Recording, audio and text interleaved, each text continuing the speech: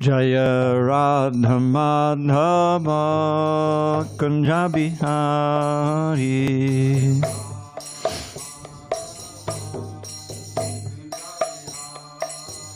Jaya Radha Madhava Kunja Bihari.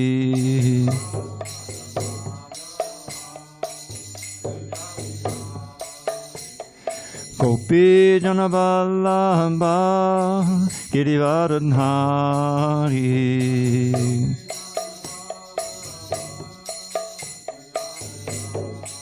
Jaya Gopi Jana Vallabha Girivaradhari.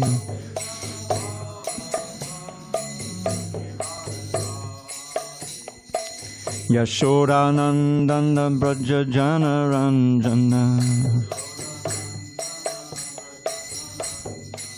Yashodanandana Braja Jana Ranjana. Yamuna Tira Vanachari. Yamuna Tira Vanachari.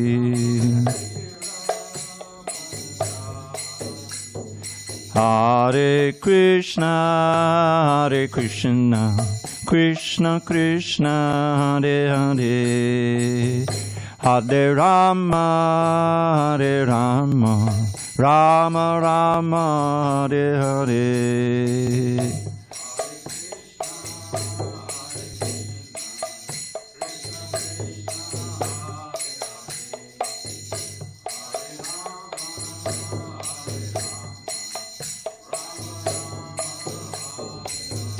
Hare Krishna, Hare Krishna, Krishna Krishna, Hare Hare, Hare Rama, Hare Rama, Rama Rama, Hare Hare.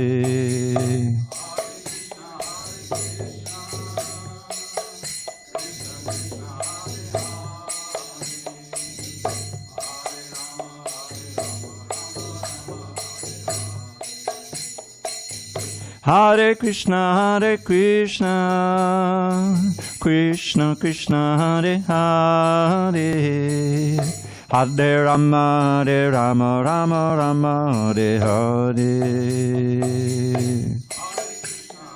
Krishna, Krishna Krishna, Hare Hare, Hare Rama, Hare Rama, Rama Rama, Hare. Jaya Radha Madhava Kunja Bihari.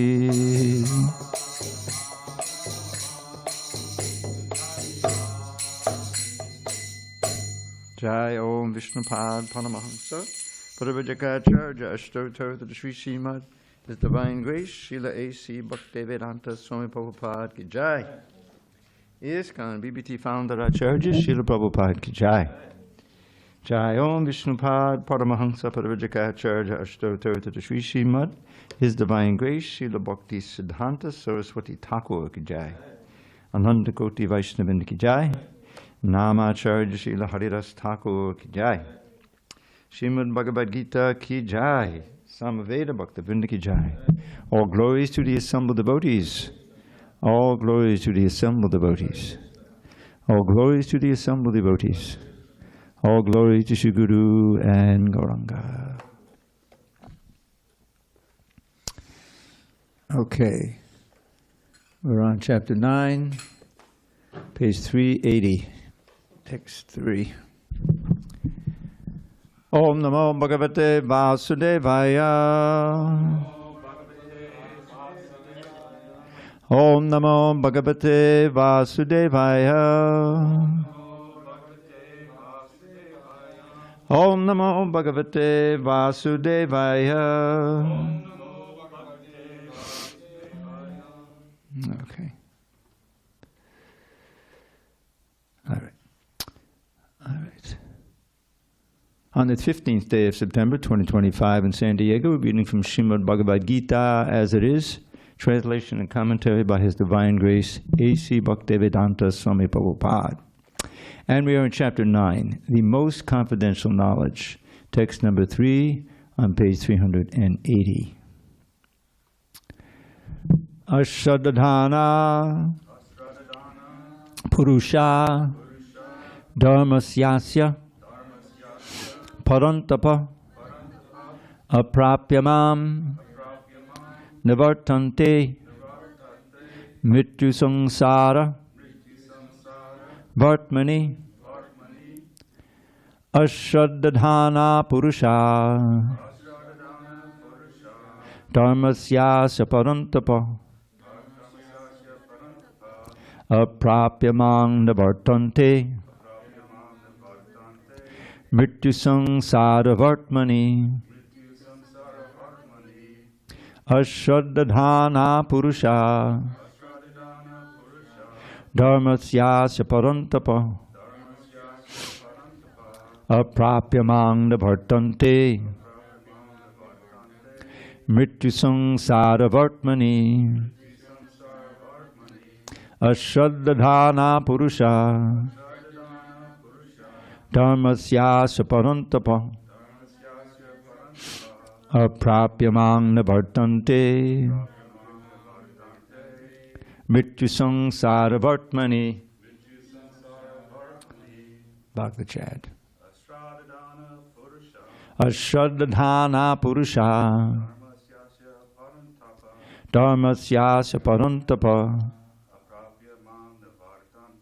Aprapyamang Nivartante Mrityu Sangsara Vartmani. Joe. Ashadadhana Purusha Dharmasyasya Parantapa Aprapyamang Nivartante Mrityu Sangsara Vartmani. Anyone else on this side? No? Okay. Go ahead of me. Ashadadhana Purusha Dharmasyasya Parantapa Aprapyamang Nivartante Mrityu Sangsara Vartmani. Anybody online? I guess not. Ashadadhana Purusha Dharmasyasya Parantapa Dharmasyasya Parantapa Aprapyamam Nivartante Aprapyamang Nivartante Mrityu Sangsara Vartmani. All right, I'll read the word by words. Ashadadhana, those who are faithless, Purusha, such persons, Dharmasya, toward the process of religion, Asya, this, Parantapa, O killer of the enemies, Aprapya, without obtaining, Mam, me, Nivartante, come back, Mrityu, of death, Sangsara, in material existence, Vartmani, on the path. Translation. Those who are not faithful in this devotional service cannot attain me, says Krishna, O conqueror of enemies. Therefore they return to the path of birth and death in this material world. Purport. The faithless cannot accomplish this process of devotional service. That is the purport of this verse. Faith is created by association with devotees. Unfortunate people, even after hearing all the evidence of Vedic literature from great personalities, still have no faith in God. They are hesitant and cannot stay fixed in the devotional service of the Lord. Thus, faith is a most important factor for progress in Krishna consciousness. In the Chaitanya Charitamrita, it is said that faith is the complete conviction that simply by serving the Supreme Lord Sri Krishna, one can achieve all perfection. That is called real faith. As stated in the Srimad Bhagavatam 4:31-14, Yata taro mula nishechanena tripyanti tatskanda bujo prashaka prano paharachayatendriyanam tataiva sarvarhanamachyuteja. By giving water to the root of a tree, one satisfies its branches, twigs, and leaves.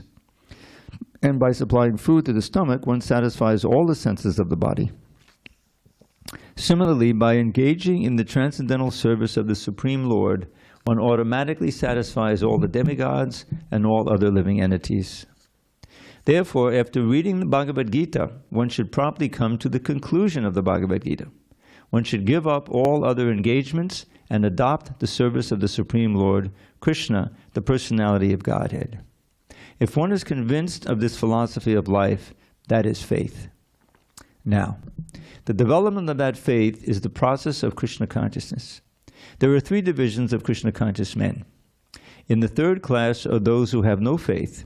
Even if they are officially engaged in devotional service, they cannot achieve the highest perfectional stage. Most probably, they will slip after some time. They may become engaged, but because they haven't complete conviction and faith, it is very difficult for them to continue in Krishna consciousness. We have practical experience in discharging our missionary activity that some people come and apply themselves to Krishna consciousness with some hidden motive, and as soon as they are economically a little well situated, they give up this process and take to their old ways again. It is only by faith that one can advance in Krishna consciousness. As far as the development of faith is concerned, one who is well versed in the literatures of devotional service and has attained the stage of firm faith is called a first-class person in Krishna consciousness.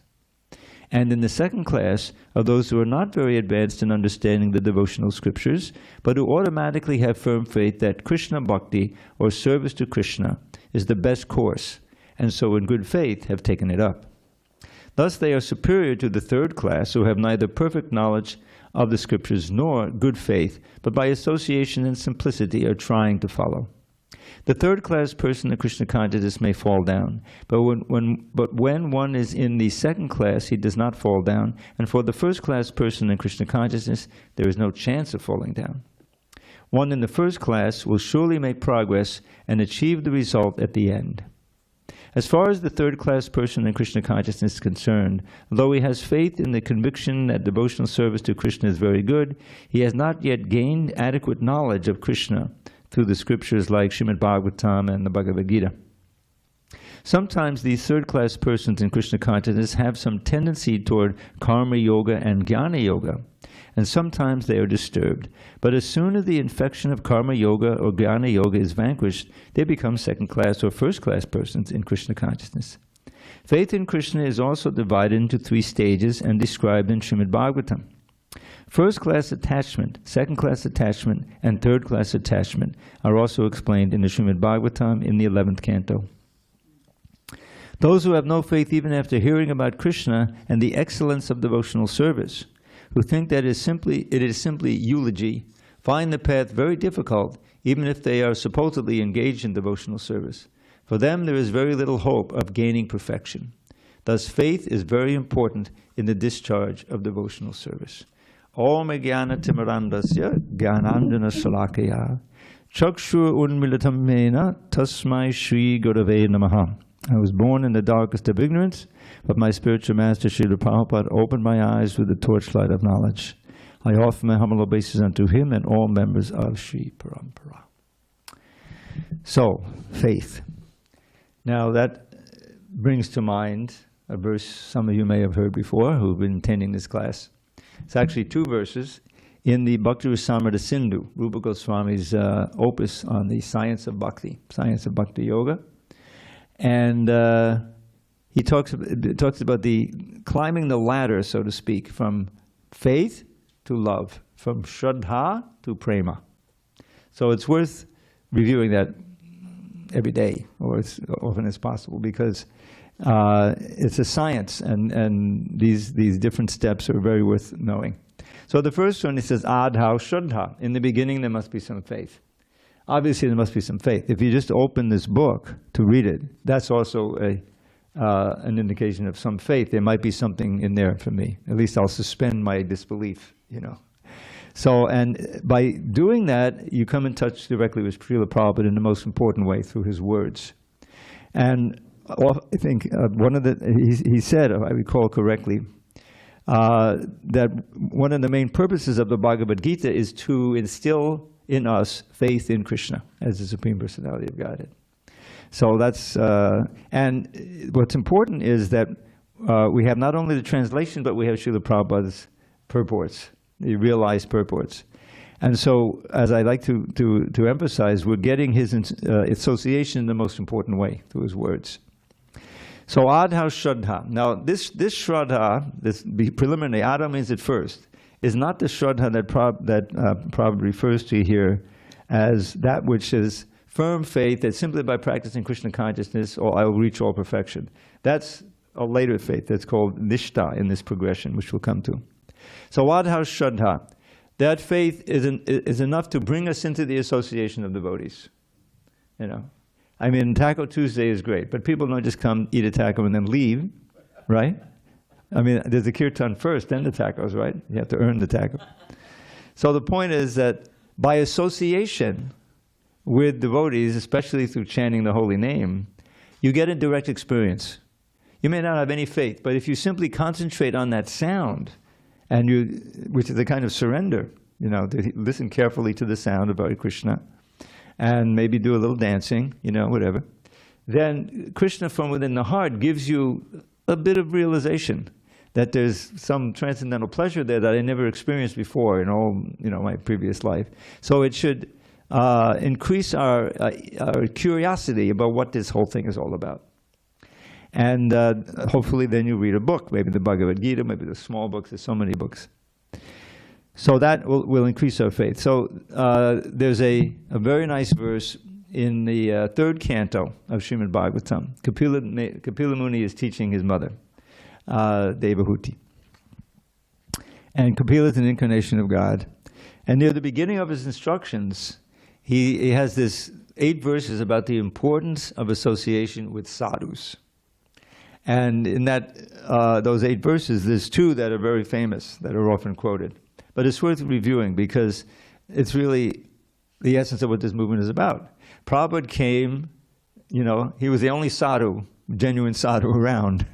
But he came, he took the great effort to come to America, and somehow or other he got some ardent listeners, someone who were ready to hear him, and which is the most important way of association. And by chanting and hearing, taking prasadam and so forth, they not only did their faith increase, but their experience increased. Experience nourishes your faith. If you have some preliminary faith in something, you try it out, and then you have a nice experience. Like suppose you go into a restaurant, a vegan restaurant, vegetarian restaurant, and you've heard from your friend that it's really a nice restaurant, it's very tasty. So he or she has instilled some faith in you that I can get a nice meal there, you know. So you go there and you look, oh, that looks good, okay, I'll try that. And you try it and it's very good. Now your faith is really strong because you have experience. You see, it's experience backed up by experience. So now you have potency to instill faith in others, right? Because you've had the experience. So similarly, it works that way with Krishna consciousness. So I'm just going to review quickly some of these verses in this Sadhu Sangashta because it's very pertinent. So he starts out with this word prasanga, which comes up again. Now, sangha has 2 meanings. It means attachment and it means association. And they're related. If you associate with something that's pleasurable, you'll become attached to it. So sangha. Sangat sanjayate kama is said famously in the 2nd chapter. By experiencing something and becoming attached to it, you can become very, very attached to it in the stage of kama. But here he's talking, the prasanga means strong attachment, ajaram pasham, to material things, just ordinary person. Prasangam ajaram pasham means very powerful ropes of attachment. Atmana kaviho vidu, a person, a living entity who is intelligent, knows that that same attachment has to be turned toward the sadhus. And that's for our all-auspicious life. Pasangam adaram pasham atmana kaviho vidu, sahesha sadhu shukrito moksha dvaram apavatam. It opens up the door to liberation, which is well, I want to go through that door. What's next? So now suppose I say, I want to search out a sadhu. Who's a sadhu? Next verse describes a sadhu, very, very famous verse. Here's what the qualities of a sadhu. Tatikshava, kanunika, suridak sarvadehinam, ajata shatravak shanta, sadhavak sarubhushanam.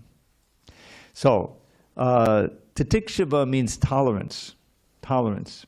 And then the next one is karunika, very compassionate. Because a real sadhu, he wants to help others. He's empathetic to the pains of others. Especially wants to give them the spiritual knowledge.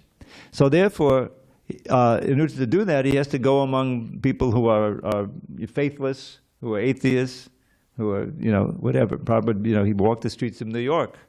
New York is full of, especially Lower East Side. I know there's all kinds of people there, but he was willing to do that. So he was a perfect emblem of a sadhu. Tolerant and merciful. He gave another good example, Jesus Christ. He wanted to help other people. He had to be tolerant, obviously, but he's full of compassion. And then Suridak Sarvadehinam, the best friend of all living beings, not just other human beings, especially the cows, and anyone else, any other living entity. He tries not to harm them and tries to help. This is an open heart. Suridak Sarvadehim Ajata Shatrabhak, and therefore has no enmity toward anyone.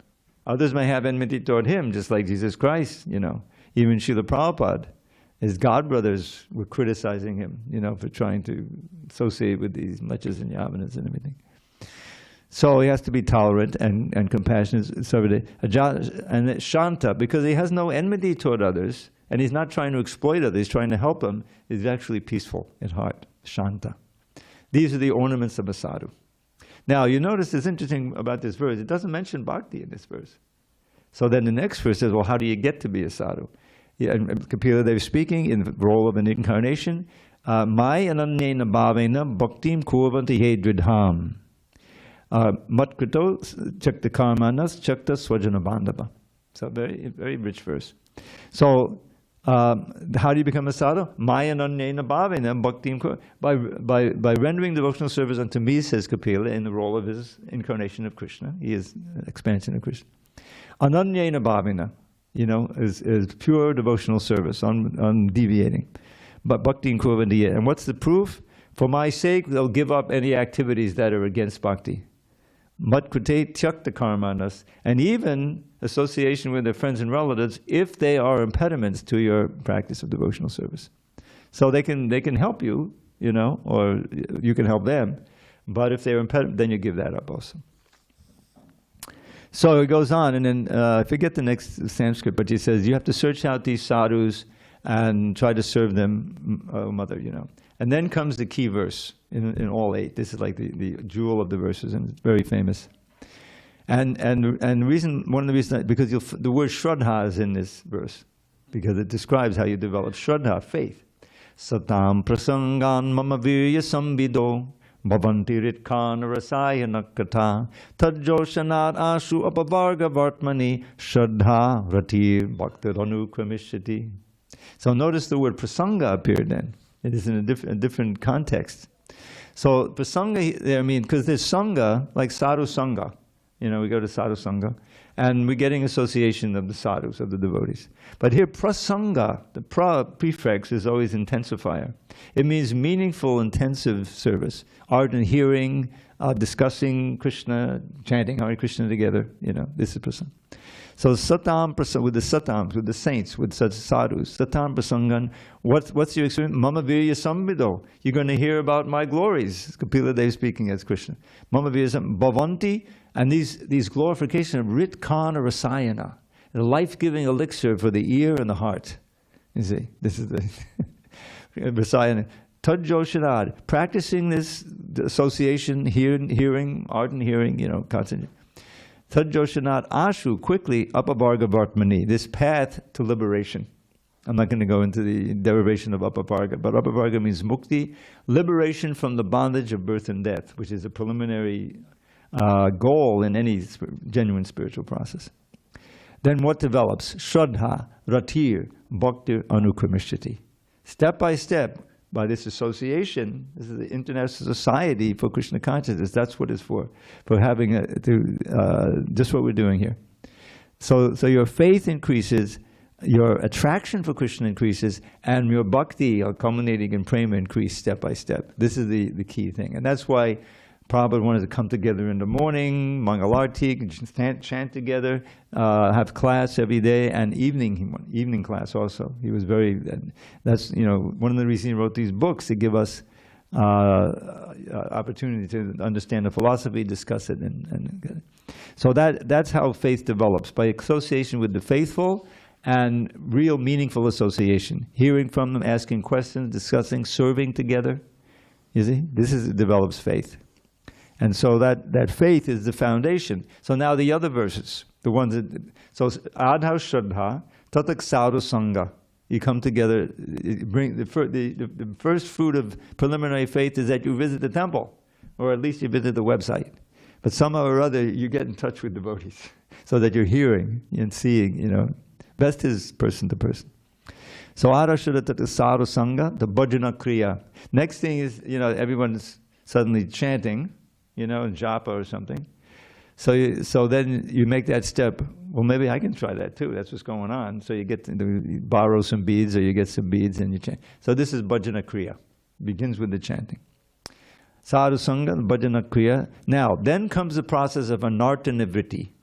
There's so many anarthas, unwanted things in the heart. Desires for sense gratification, doubts, desires for sleep, a million different things that can distract us, And so those anarthas need to be cleansed away. That are different attractions and doubts and all these different things. So that comes from bhajan, from being with devotees, practicing together and so forth. And if you do it right, then you come to the point of firm faith, the faith that was mentioned in this purport. Conviction that just by Krishna consciousness, all my aspirations will be fulfilled. You see? I'll achieve perfection in life, I'll get free of birth, old age, disease, and death. I'll go back to Godhead, where I can resume my eternal loving exchange with Krishna for eternity. I shouldn't have left in the beginning. And so that's nishta. And then he said, nishta, and meanwhile your ruchi is increasing. Your attraction for the holy name, for the seeing the deities, for service, for everything. You see? So that ruchi is the first phase of prema. And ruchi, tata ruchi, tata bhava, tata prema vyudanchati. Then after ruchi comes, you'll come to the point of ecstasy, and then the point of prema. So from faith, from shraddha to prema. And so we're all on that ladder somewhere. But even if we're just in the first step, we're at least on the ladder. So we should continue to go on. So that's what the purpose is. If Krishna is saying here, now, this is the third verse, so this is a very important chapter. The first verse, it says, now I'm going to tell you the most confidential knowledge. My dear Arjuna, because you're never envious of me, I shall impart to you this most confidential knowledge and realization, knowing which you shall be relieved of the miseries of material existence. So this is a very important chapter, confidential knowledge. Then the second verse, which is a huge purport, it was originally written as an essay, published, I think, in Bhakti Godhead, original Bhakti Godhead in India. This knowledge is the king of education, the most secret of all secrets. It is the purest knowledge, and because it gives direct perception of the self by realization, it is the perfection of religion, it is everlasting, and it is joyfully performed. Very important verse.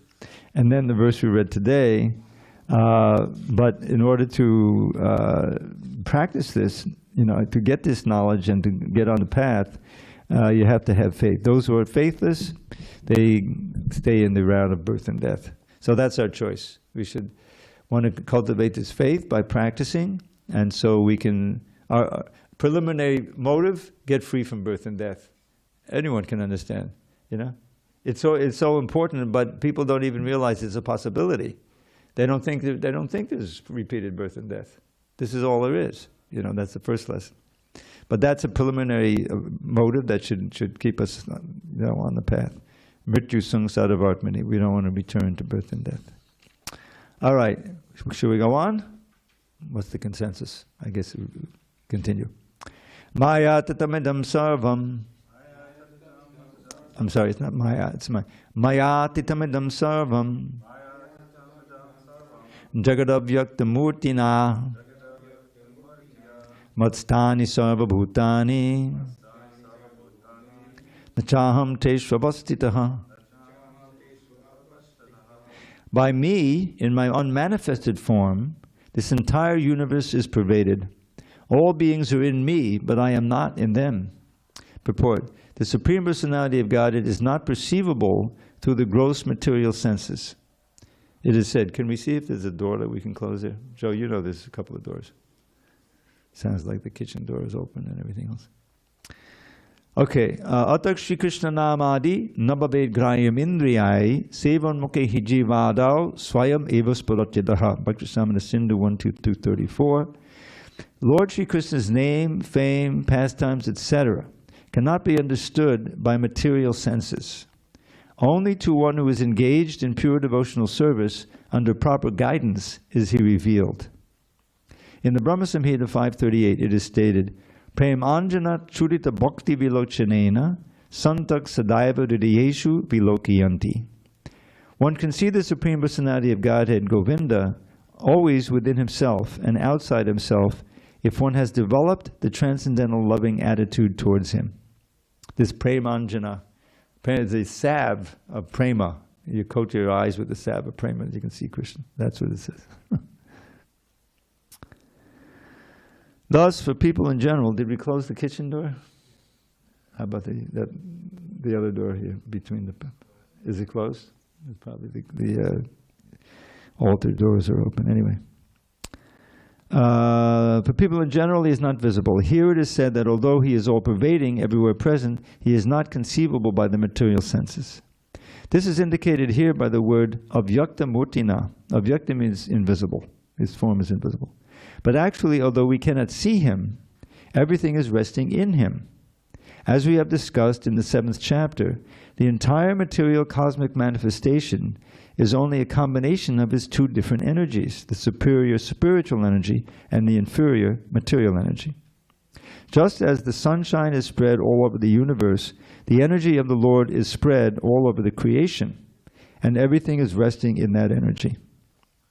Yet one should not conclude that because he is spread all over, he has lost his personal existence. To refute such an argument, the Lord says, I am everywhere and everything is in me, but still I am aloof. For example, a king heads a government which is but the manifestation of the king's energy. The different governmental departments are nothing but the energies of the king, and each department is resting on the king's power. But still, one cannot expect the king to be present in every department personally. That is a crude example. Similarly, all the manifestations that we see and everything that exists, both in this material world and in the spiritual world, are resting on the energy of the Supreme Personality of Godhead. The creation takes place by the diffusion of his different energies. And as stated in the Bhagavad Gita, Vishtabhyaham idam kritsnam, he is everywhere present by his personal representation, the diffusion of his different energies. So Prabhupada was fond of quoting this verse from one of the Upanishads, I forget which one. Natasya karyam karanam cha vidyate, natatsamasya vyadikascha dushyate, palasya shaktir vividhaiva shuyate, swabhaviki jnana bala kriyacha. So what this means, Prabhupada would, how is Krishna doing everything? I mean, it's inconceivable. But he's acting through his energies and through his expansions also. How does he create? Well, we have this painting here. It's been here for many, many years. In the corner there's Mahavishnu lying in the causal ocean. And you see Krishna's back in Goloka, he's looking on. So that's an expansion of Krishna, a plenary expansion. But his function is to, basically he sleeps, but he's breathing in and out. And as he breathes in and out, the universes are coming out, staying for a few minutes of his time, and then coming back in. and we're just, our universe here is just existing on the breathing of Mahavishnu. Okay? So probably, you can imagine what caliber he is. Just the breath is millions and millions of years. So that's one way Krishna is doing it. He doesn't have to worry about all of these technicalities. He's in Goloka enjoying himself. And he's expanding his Balarambam expansions as the Chaturvyuha and Sankarsana of the Chaturvyuha. There's a whole expansion. So these are not energies, but they're plenary expansions, which then have certain functions. And in this way, Krishna is controlling. But at the same time, he also has these energies, the material energy. We learned in the 7th chapter, the 8-fold material energy: earth, water, fire, air, ether, mind, intelligence, and false ego. These are progressively more subtle, but they're all material. And that's what makes up what we see, our own body and everything we see around us. You know, you can't point to anything that isn't one of these energies or a combination of them. But but there's a superior energy. Besides these apara prakriti, means not transcendental material, there's a para prakriti. That's us. That's the jiva, who are sustaining it. Each of us, Prabhupada said this, and I thought of it before that I found that he actually said it. That in one sense, each of our bodies is a little universe in which kind of we're playing God, you know, we're in there, but we're not God, you know, and eventually we have to leave because we can't keep it going. You see, but it's all a manifestation of Krishna, and He's present in every one of our hearts as the Super Soul, and inconceivably He's present in every atom and holding everything together now. So He's sustaining. He's the maintainer. Brahma is the creator. Vishnu is the maintainer. Shiva is the destroyer. The creation and the destruction are the easy part. It's maintaining everything for billions of years. That's the most difficult. So Krishna does that in the form of Vishnu. So then, now in this purport, how do we perceive these? So this verse is very important from Bhakti Samana Sindhu, Adakshi Krishna Namadi, that we can't perceive Krishna directly. He's in our present state. He is known, that's why he's known as Adhokshaja. This is a name meaning Transcendental Lord. Ada Akshaja is made it through. So Akshaja is knowledge that's born of the senses. In other words, this is the ascending process, which we really can't see, the transcendence with that. So he's beyond the reach of that. He pushes it down. Ada, he pushes that down. So he's transcendental. So, but how do we get faith? Someone who we can't see or hear directly. How are we going to have faith in that? It's not easy. But by associating with devotees who have seen Krishna, that's why it's a tattva, what is it? Not Vedantita tattva. What's that verse? It's 434. You have to approach the spiritual master. Tadvidhi padipatena padiprashnena sevaya ubidikshanti te jnanam jnaninas tattva darshanaha. So in order to understand this esoteric knowledge, which is beyond our senses, that's what Adakshiknamadi Nabhave Grayam Indriyai, not graspable or understandable by our present senses. We have to have a medium, a transparent medium, who can see Krishna, and by his or her personality and activities, instill in us faith that Krishna is real. You see, that there really is this entity, and that's part of the function of the Bhagavad Gita, and it's a real function of this whole society. That Prabhupada is all pervading everything he's doing. So then it says, Sevod Mukhi Hijivado. So we can't perceive him now, but by serving Krishna, beginning with the tongue, by chanting and by tasting prasadam. You see? Now, of course, with the chanting, you should go hearing. But the idea is that we can become purified through the process of hearing and chanting, and then more and more we'll be able to perceive Krishna in the environment that we see. And as you walk down the street, I mean, you can remember, where Krishna says in the 7th chapter, I am the light of the sun and the moon, I have the taste of water, I am the fragrance of the earth. And they go through all the senses there. So when do we not see the sun and the moon? We just, we may not see the moon all the time, but we usually see the sun shine. We know it's in the. So we can remember Krishna then. It's, this is his energy. And Prabhupada would say, Krishna has nothing to do. Meaning that he doesn't have to do anything. You see, the English language is tricky, but he doesn't have to do anything to maintain and maintain this world. It's all done by his expansions. You see, it's being done. So personally, in his most personal form as Krishna, he's playing Leela. That's the eternity. Wouldn't you do that if you were God? Play all the time and still maintain? So that's the most attractive thing. And what's really attractive, we can also enter into that Leela again. It's so wonderful. Krishna, he's got a job, herding those cows, right, with the boys. So what's that job? They go out, and the cows, there's so much nice grass, the cows are doing their thing. And he's playing all day. And some demon comes, and that's another kind of play for him, and he kills a demon. So that's where we want to be, where our job is just play, and we're nourished by, pure love for Krishna. So here, Krishna describing, I'm present everywhere, everything, I'm sustaining everything, but all the beings are in me, but I am not in them. He is in them in the terms of the super soul, obviously, but in his full manifestation, he's always separate. All right, should we go on? There's some more good verses here. All of them are great. This chapter is very important. Nasamatstani bhutani pashyame yogam aishwaram bhuta bhrinnata bhutasto mamatma bhuta bhavanaha.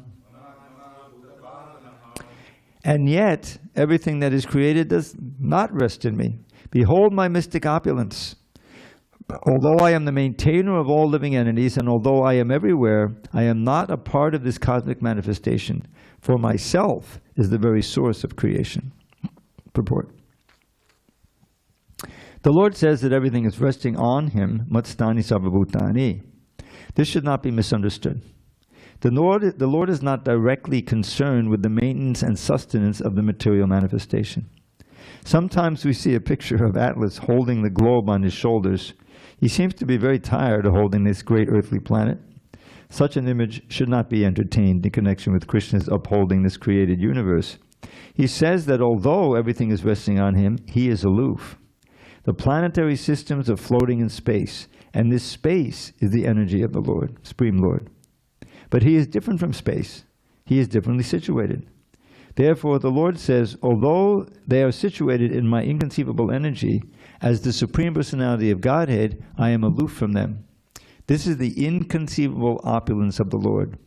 In the Nirukti Vedic dictionary, it is said, Yujjate nena durgateshu karyeshu. Quote, the Supreme Lord is performing inconceivably wonderful pastimes, displaying his energy. Close quote. His person is full of different potent energies, and his determination is itself actual fact. In this way, the personality of Godhead is to be understood. We may think of doing something, but there are so many impediments, and sometimes it's not possible to do as we like. But when Krishna wants to do something, simply by his willing, everything is performed so perfectly that one cannot imagine how it is being done. The Lord explains this fact. Although he is the maintainer and sustainer of the entire material manifestation, he does not touch this material manifestation.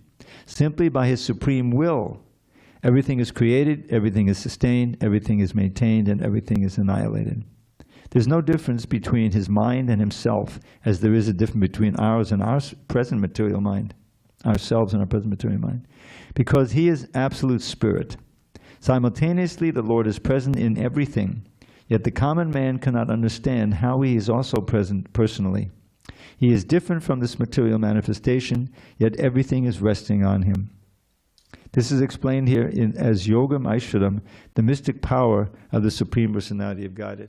And Prabhupada is also, I get a sense that he's also referring to that verse I cited, Parasya Shakti Vivadaiva, because it says, Parasya Shakti Vivadaiva Shuyate. So from the Shrutis we understand that he has all these different energies. Parasya Shakti, it's some transcendental. Vivadaiva. Parasya Shakti Vivadaiva Shuyate. No, Nantasya Karyam Karanam Cha Vidyate. He has no duty to perform. No one can give him, you have to do this, because everything is automatically being done. Natat samascha abhyadikascha drishyate. No being is equal to or greater than him. Natat samascha abhyadikascha drishyate. Kamisi.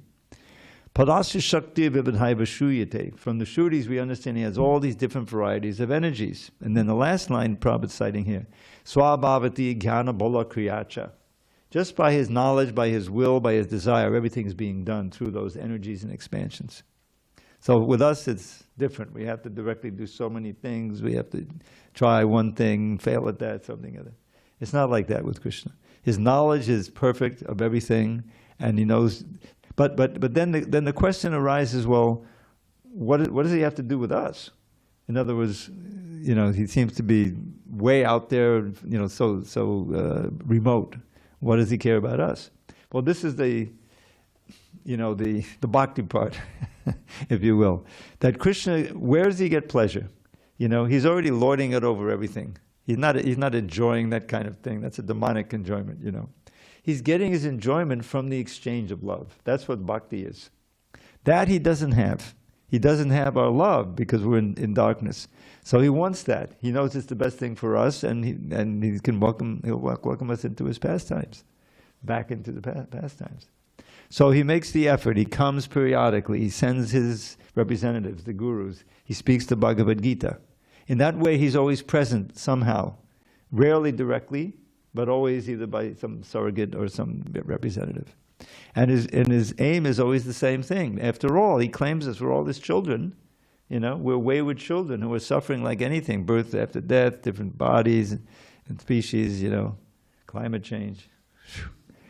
He doesn't want us to suffer. So he makes arrangement that gives us a way out. We have to take it, though.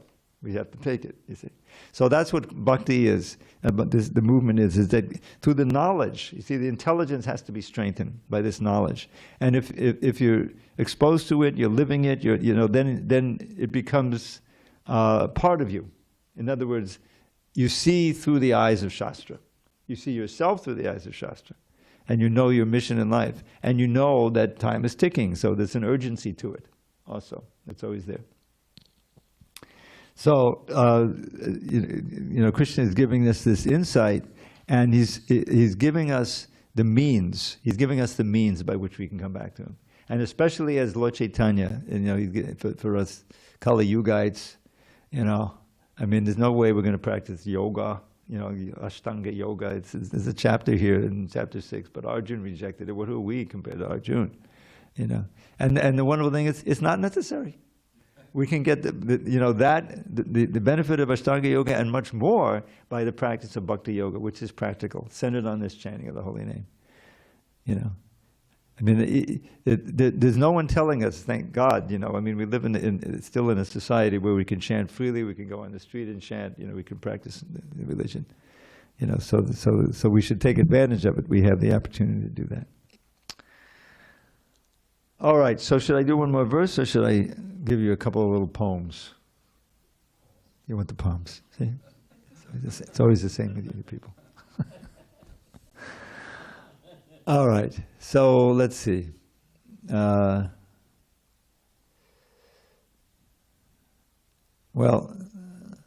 this one I don't know it too well by heart, but I'll give you the first. You've heard it before. The Tribhangi Chandastava.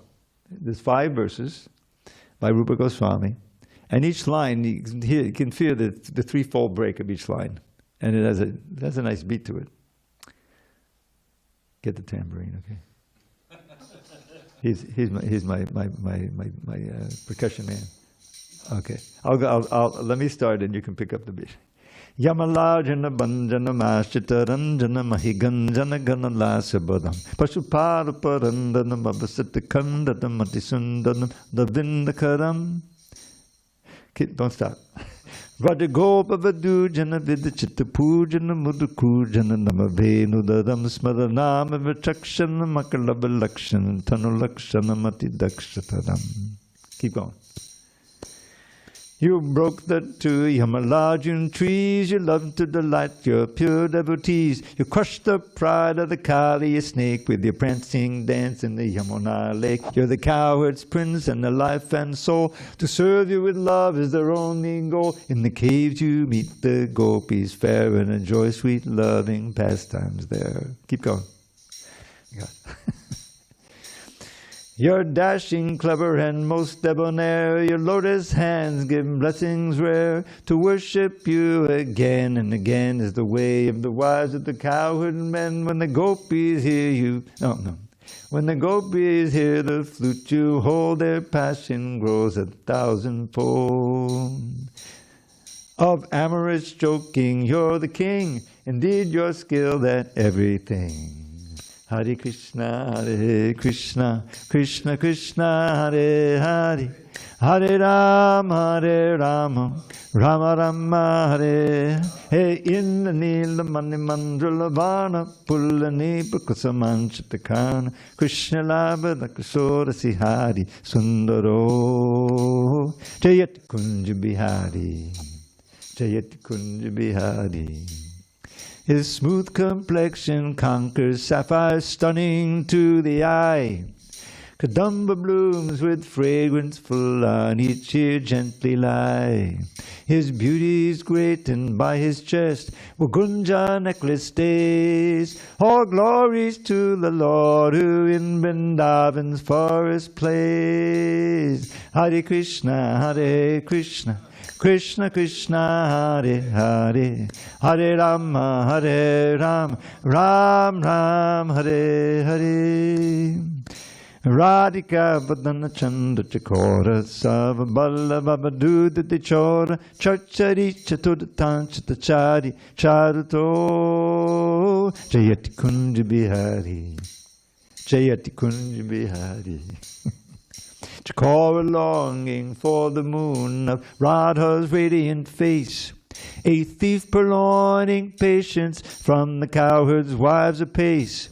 His expert rhythmic dancing winning all the gopis' praise. All glories to the Lord who in Vrindavan's forest plays. Now, Sarvatak Patila Kaula Kapava, Twangsanena Ritabasa Bhagava, Koshta Rakshanakate Giridhari Leelaya, Jayati Kunja Bihari, Jayati Kunja Bihari.